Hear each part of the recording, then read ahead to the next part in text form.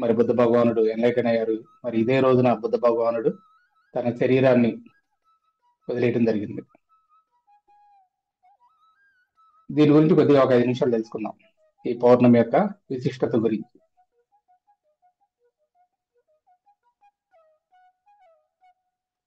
Friends, మనంతా కూడాను solar సిస్టంలో ఉన్నాం మనం. మరి సూర్య భగవానుడు ప్రతి నెల కూడా ఒక్కొక్క రాశికి సంబంధించినటువంటి విద్యుదయస్కాంత క్షేత్రంలోకి ప్రవేశించి ఆయా రాశికి సంబంధించినటువంటి శక్తుల్ని భూమి మీదకి ప్రసారం చేయడం జరుగుతుంది. అందుకనే మరి పరమ గురువులు వాళ్ళంతా కూడాను ఈ పౌర్ణమి రోజుల్ని అవకాశం కల్పించే రోజులని చెప్పడం జరిగింది.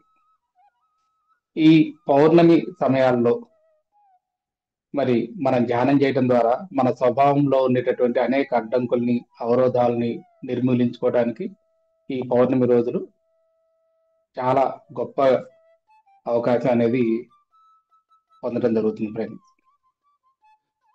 మరి ఈ నెల సూర్య భగవానుడు వృషభ రాశి యొక్క విద్యుదయస్కంద శక్తి క్షేత్రంలోకి ప్రవేశించడం జరుగుతుంది. కాబట్టి ఈ యొక్క పౌర్ణమిని వృషభ రాశి పౌర్ణమి అని పిలవటం జరుగుతుంది. మరి బుద్ధ పౌర్ణమి, వృషభ రాశి పౌర్ణమి, వైశాఖ పౌర్ణమి, ఇవన్నీ కూడా పిలవటం జరుగుతుంది. మరి ఈ వృషభ రాశి అనేది నిర్మాణాత్మకమైనటువంటి సాధనాలని లేదా వినాశకరమైనటువంటి సాధనాలను తయారు చేసేటటువంటి ఒక కొలిమి లాంటిది. జీవితాన్ని ఉన్నతంగా తీర్చిదిద్దుకోవటానికి ఒక సాధనం తయారవచ్చు, లేదా జీవితాన్ని పాడు చేసుకోవడానికి అవసరమైనటువంటి ఒక సాధనాన్ని తయారు చేసుకోవచ్చు. ఎవరి జీవితాన్ని వాళ్ళు గమనించుకుంటే అర్థమైపోతుంది మనకి. మరి ఈ కొలిమిలో అందరినీ బంధించేటటువంటి గొలుసులు తయారవుతాయి, లేదా జీవిత రహస్యాన్ని తెరిచేటటువంటి తాళం చెవి కూడా తయారవుతుంది.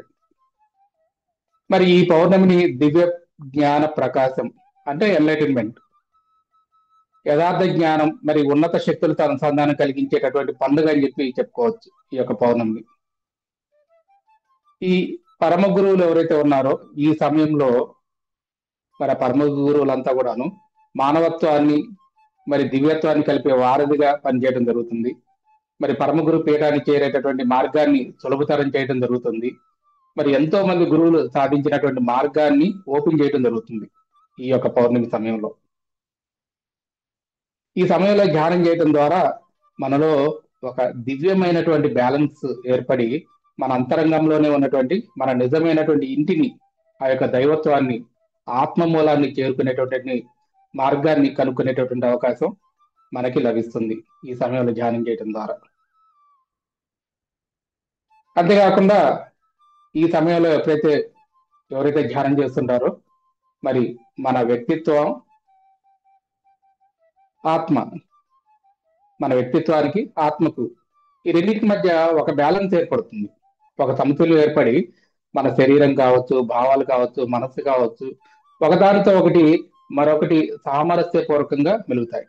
మనల్ని మనం గమనించుకుంటే మన శరీరము, మనసు, బుద్ధి, ఆత్మ విడివిడిగా ఉంటాయి, ఒకదానితో ఒకటి సంబంధం లేకుండా. ఈ సమయంలో ధ్యానం చేయడం ద్వారా వాటన్నిటి మధ్య ఒక బ్యాలెన్స్ ఏర్పడి ఒకదానితో ఒకటి సామరస్యపూర్వకంగా మెలగటం, పనిచేయడం జరుగుతుంది ఫ్రెండ్స్.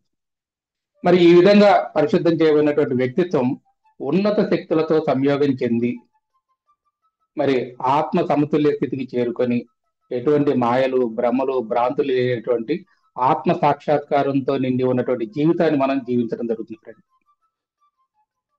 ఈ సమయంలో ఎవరైతే ఆత్మ సాక్షాత్కారాన్ని పొంది ఉన్నారో వారు అంతరాత్మ గురించినటువంటి స్పష్టమైనటువంటి జ్ఞానాన్ని కలిగి దానికి దివ్య సౌందర్యాన్ని వ్యక్తం చేస్తూ వీరే ఇతరులకి మార్గంలాగా ఒక మార్గదర్శకులుగా మారటం జరుగుతుంది ఫ్రెండ్.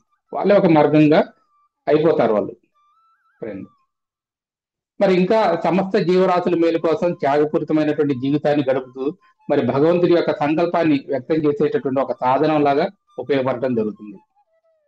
ఈ వృషభ రాశి పౌర్ణమి సమయంలో ప్రపంచవ్యాప్తంగా ఉన్నటువంటి ధ్యానులు అన్నిటి వెనుక ఉన్నటువంటి దివ్య ప్రణాళికని మరి దాని ఆవశ్యకతని మరింత బాగా అర్థం చేసుకొని మరి ఇప్పుడు ఉన్నటువంటి మానవ జాతి యొక్క నిజమైనటువంటి అవసరాలను గుర్తించి వాటిని తీర్చడానికి చక్కని పరిష్కార మార్గాలతో, ఉపాయాలతో ముందుకు రావడం జరుగుతుంది ఫ్రెండ్.